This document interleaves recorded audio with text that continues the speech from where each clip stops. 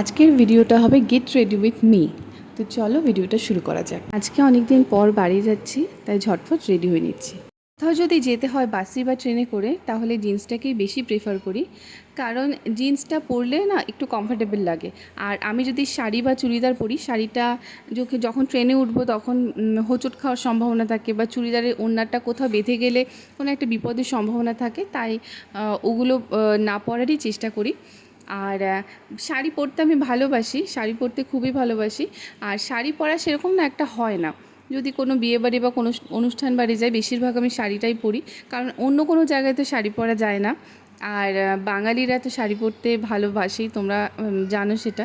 আর তোমরা কারা কারা শাড়ি পরতে ভালোবাসো আমাকে জানিও। আমার না অনেক শাড়ি আছে, মানে কি বলবো, আমার শাশুড়ি মার, আমার মানে আলমারি ভর্তি শাড়ি, কিন্তু সেরকম পরা হয় না। মানে আমি এখনও মনে হয় সব শাড়ি পরেই উঠতে পারিনি, তবে আমি শাড়ি পরে পরে ভাবছি এবার থেকে ভিডিও বানাবো। আজকে পুরোটাই হবে নো মেকআপ লুক, কোনো মেকআপ ছাড়া, ফাউন্ডেশন, আইশ্যাডো, ব্লাশার কিছুই দেবো না, জাস্ট যেইটুকুনি দরকার না সেইটুকুনি।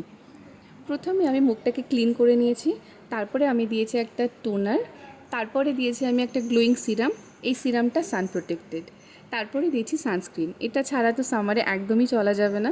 আমি না ময়শ্চারাইজার দিইনি, আর ময়শ্চারাইজার আমি দিতে পারি না, মানে যখনই আমি রোদে বেরোই তখন ময়শ্চারাইজার ছাড়াই আমি যাই, কারণ ময়শ্চারাইজারটা না দিলে আমার প্রচণ্ড ঘাম হয় রোদে বেরোলে, এই জন্য একদম ওটা আমি অ্যাভয়েড করি।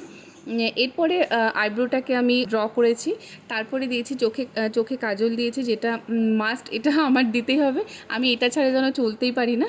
আর আমি আপারেও না চোখে কাজল দিয়েছি, এটা দিলে না বেশ চোখটা আরও সুন্দর লাগে দেখতে, তোমরা একবার ট্রাই করে দেখতে পারো।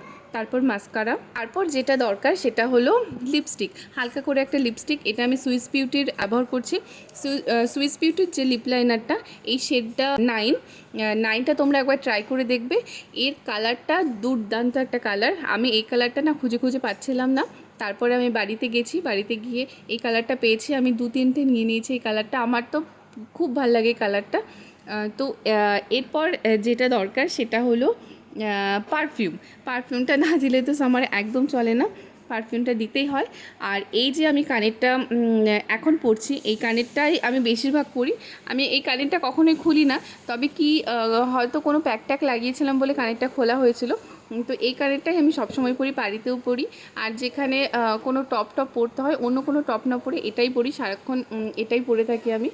আর একটা ওয়াচ, এই ওয়াচটাও বেশিরভাগ কোথাও গেলে ওয়াচ পরি। এবার চুলটাকে আমি সেট করব, চুলটাকে আগে থেকে আমার সেট করা ছিল চুলটা, জাস্ট আমি আজকে ভেবেছিলাম যে একটু স্ট্রেট করব চুলটা, কিন্তু সময় হয়নি, ট্রেনটাও ধরতে হবে, এরপরে লেট হয়ে যাবে, অনেকটাই দেরি হয়ে যাবে বাড়িতে যেতে, এর জন্য আর এই আমার একটু কার্লি চুল, এই কার্লি চুলকে যদি আমি এখন সেট করতে যাই তাহলে অনেকটাই টাইম লাগবে, এই জন্য ওই রিস্কটা আমি আর নিলাম না। তো ভাবলাম যেরকম আছে সেরকমভাবে চলে যায়, তো সেটা আর করলাম না, এমনি চুলটা বাঁধলাম, তো যদি গরম লাগে বেঁধে নেব। গরমে বেশিক্ষণ চুল খোলা রাখা যায় না, আর ঘাড়ের মধ্যে চুল পড়লে তো আমার প্রচণ্ড বিরক্তি লাগে, তাই চুলটা বেশিরভাগই আমি ওপরে একটা বান মতো করে নিই, বেশ তখন বেশ কমফোর্টেবল লাগে। আর এই টি শার্টটা আমি নিয়েছিলাম মিশো থেকে, বেশ ভালো। আর এই ব্যাগটা আমি কিনেছিলাম বাজার কলকাতা থেকে, এত ভালো ব্যাগটা, আর সামার ফ্রেন্ডলি বলতে পারো, এখানে একটা ছাতা, একটা জলের বোতল, একটা সানগ্লাস নেওয়াই যায়, আর খুব ভালো লাগে, একটু স্টাইলিশ লাগে। তো আমি একদম রেডি, একদমই নো মেকআপ লুক, এবার আমাকে বেরোতে হবে, কারণ ট্রেনটা একদম রাইট টাইমে আসে। তো টাটা।